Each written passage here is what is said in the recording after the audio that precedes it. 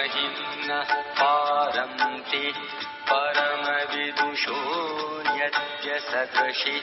स्तुतिर्ब्रह्मादीनामपि तदवसन्नास्त्वयि गिर अथावाच्य सर्व स्वमतिपरिणामावधिगुणम् ममाप्येष स्तोत्रे हरनिरपवाद परिकर अतीतः पन्थानं तव च महिमा मनसयो रतव्यावृत्यायं चकितमभिधत्ते श्रुतिरपि सकस्य स्तोतव्य कतिविधगुण कस्य विषय पदे त्वर्वाचीने पतति न मनः कस्य न वच मधुस्फीता वाच परममृतं निर्मितवत स्तव ब्रह्मन् किं वा गपिसुरगुरोर्विस्मयपदम् मम त्वेतां वाणीं गुणकथनपुण्येन भवतः पुनामित्यर्थेऽस्मिन् पुरमथनबुद्धिर्व्यवसिता तवैश्वर्यं यत्तः जगदुदयरक्षा प्रलयकृत् त्रयीवस्तु व्यस्तं त्रिषु गुणभिन्नासु तनुषु अभव्यानामस्मिन्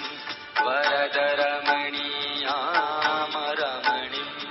विहन्तुं व्याघ्रोषं विदधत इहैके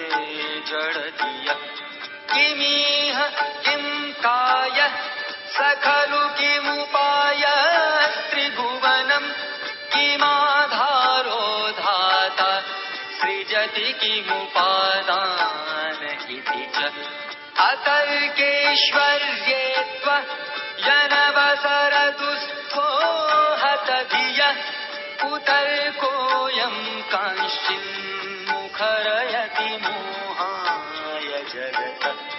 अजन्मानो लोकः किमवयववन्तोऽपि जगताम् अधिष्ठातारं किं भवविधिरनाद्रेत्य भवति अनीशो वा कुर्यात्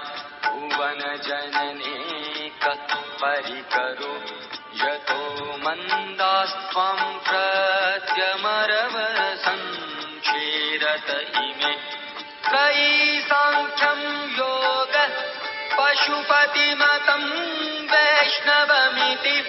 प्रभिन्ने प्रस्थाने परमिदमदः पथ्यमिति च रुचीनां वैचित्र्या ऋजुकुटिलनानापथजुषा नृणामेको गम्य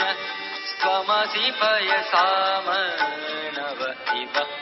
महोक्षः खट्वाङ्गं परशुरजिनं भस्मफणिनः कपालं चेति यत् तव वरद तन्तोपकरणं सुरास्तां तां वृद्धिं दधति च भवद्भूप्रणिहितां नहि स्वात्मारामं विषयमृगतृष्णा भ्रमयति ध्रुवं कश्चित् सर्वं सकलमपरस्त्वध्रुवमिदं परो ध्रव्याध्रव्ये जगति गदतीरस्तविषये समस्तेऽप्येतस्मिन् पुरमथनतेर्विस्मित इव स्तुवञ्जिह्वेमि त्वां न खलु ननु दृष्टा मुखरता तवेश्वर्यं यत्नात् यदुपरि विरिञ्चो हरिरथ परिच्छेतुं याता वनलमनलस्कन्धवपुष ततो भक्ति श्रद्धा भरगुरुगृणद्भ्यां गिरिश यत् स्वयं तस्थेताभ्यां तव किमनुवृत्तेन फलति अयत्नादापाद्य त्रिभुवनमदैरव्यतिकरम् दशास्यो यद्बाहु न वितरणकण्डो परवशान् शिरः पद्मश्रेणि रचितचरणाम्भोरुहबले स्थिरायास्त्वद्भक्ते श्रीपुरगरविस्फूर्जितमिदम् अमुष्यत्वत्सेवा समधिगतसारं भुजवनं बलात् कैलासेऽपि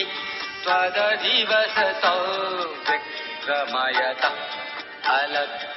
अलभ्यापाताले जलसचलिताङ्गूष्ठशिरसि प्रतिष्ठा त्वय्यासीत् ध्रुवमुपचितौ मुह्यति खलः यदृद्धिं सुत्राम्नो वरद परमोच्चैरपि सति मदश्चक्रेवाण परिजनविधेयस्त्रिभुवनः न तच्चित्रं तस्मिन् वरिवसितरि त्वचरणयोर्न कस्याप्युन्नत्यै भवति शिरसस्त्वय्यवनति अकाण्ड ब्रह्माण्ड क्षयजगितदेवासुरकृपा विधेयस्यासिद्ध्य श्रीनयन विषं संहतवतः सकल्माषकण्ठे तव न कुरुते न श्रियमहु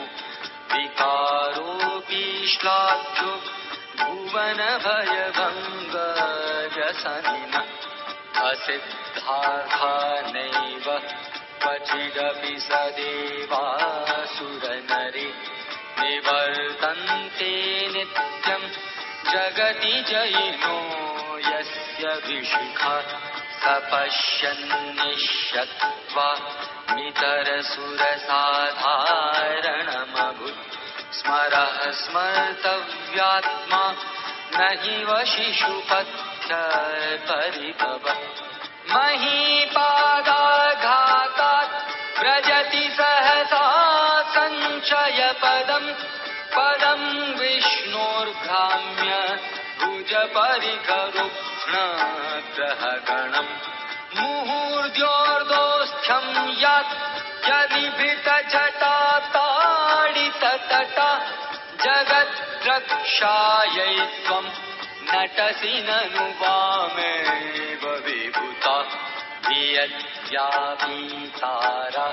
गणगुणितफेनोदमरुचि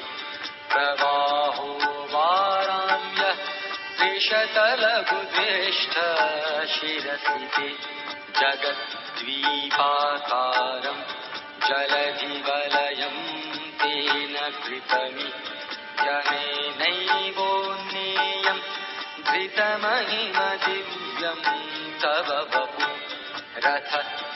रथक्षोणीयन्तः शतधृतिरगेन्द्रो धनुरथो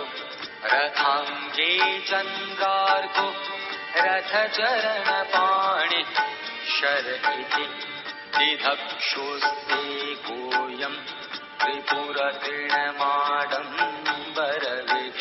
त्रिपुरतृणमाडम्बरविधिर्विधेयैः क्रीडन्त्यो न खलु परतन्त्रा प्रभुधियः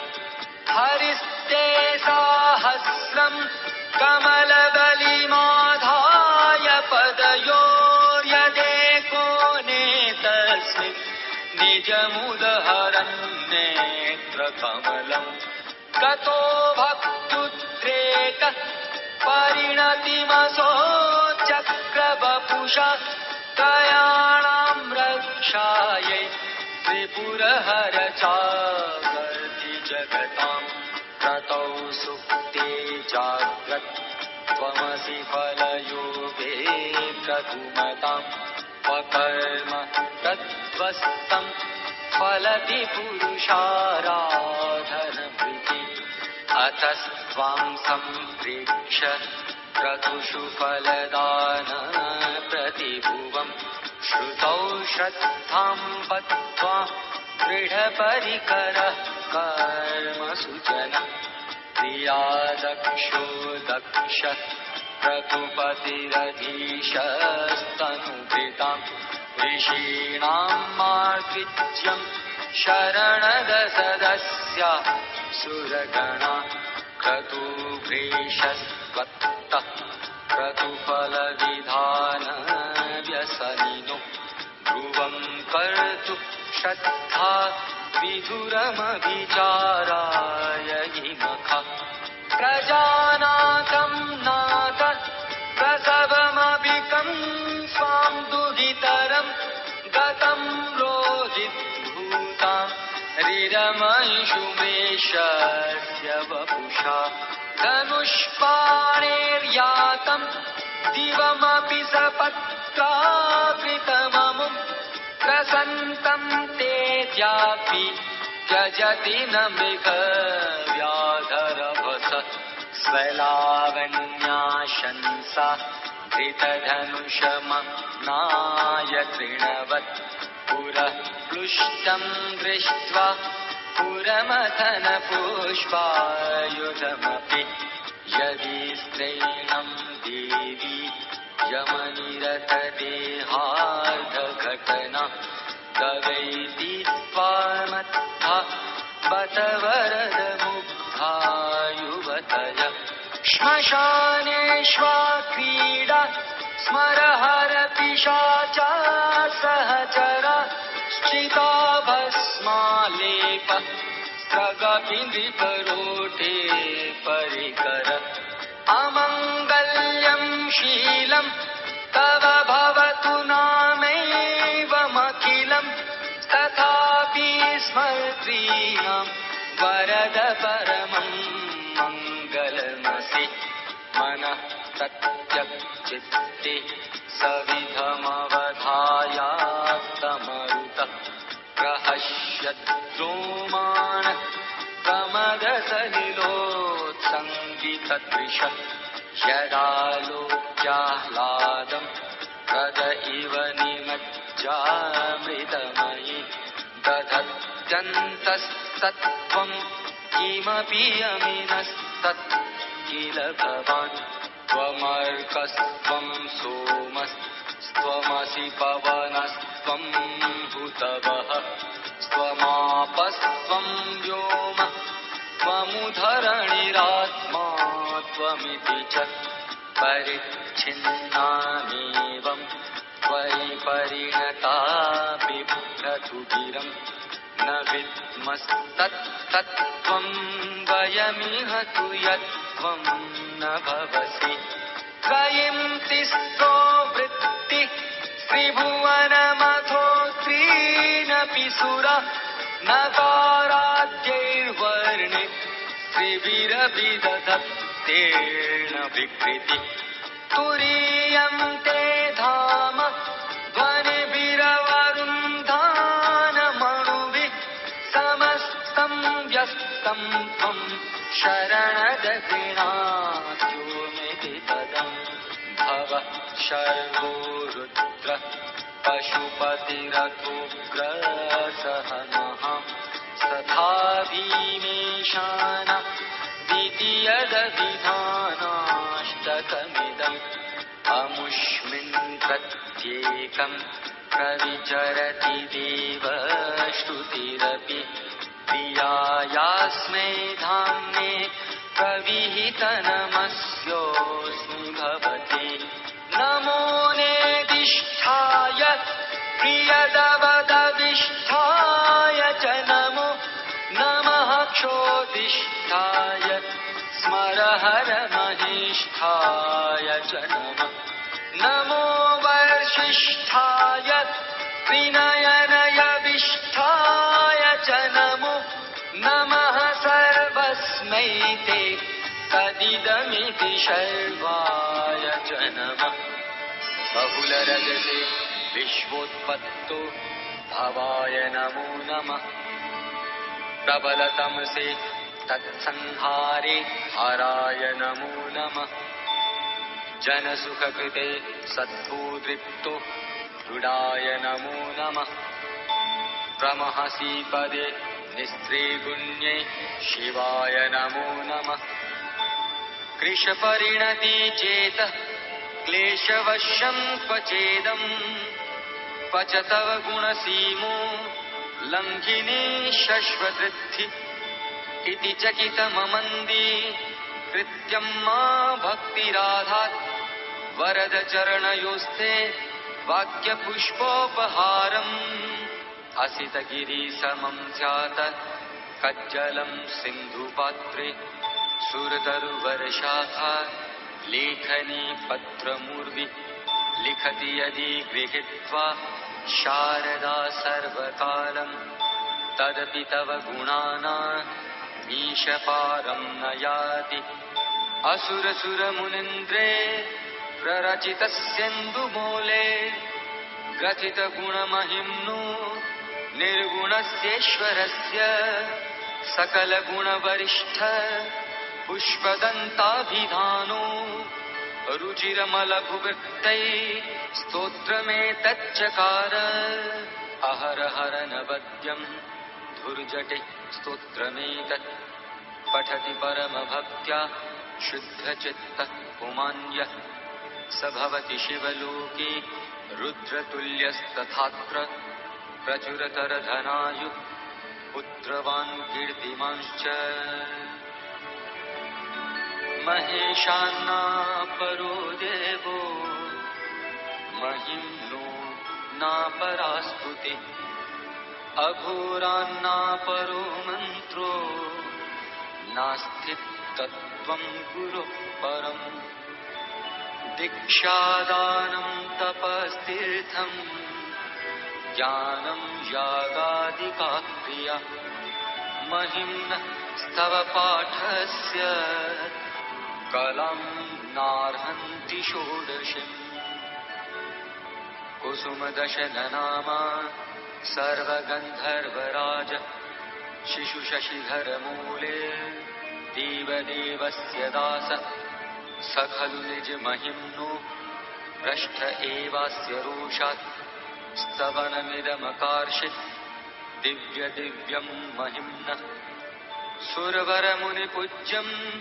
स्वर्गमोक्षेकहेतुं पठति यदि मनुष्य प्राञ्जलिर्नान्यचेता व्रजति शिवसमीपं किन्नरैस्तूयमानः